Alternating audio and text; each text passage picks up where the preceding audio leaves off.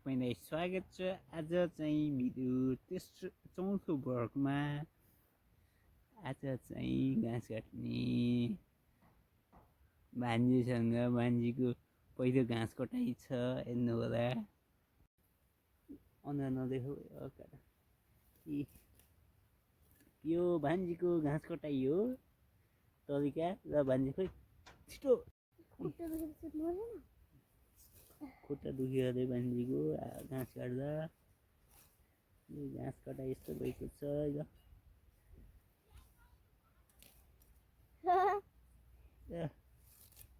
हाम्रो भान्जीको घाँस कटाइ हो। जेपट्टि घाँस कटाइ भएछ त्यही पनि आज यति काट्ने। जम्मा हाम्रो यति कटाइ भयो। अब घाँस काटिसकेपछि यहाँ वेडिङमा आएको छु। अब यो वेडिङमा ट्याक्क एउटा टोइलेट र गोठको लागि दिन गइरहेको छु।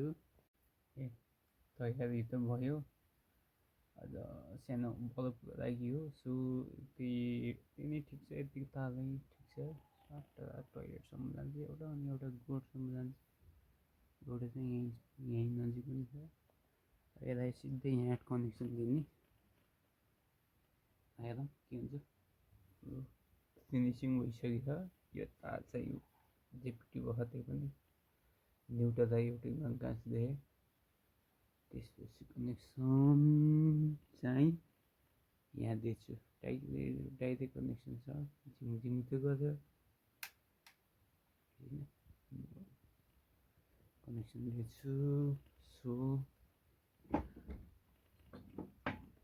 त्यहाँनिर टोइलेट पनि बत्ती अन छ।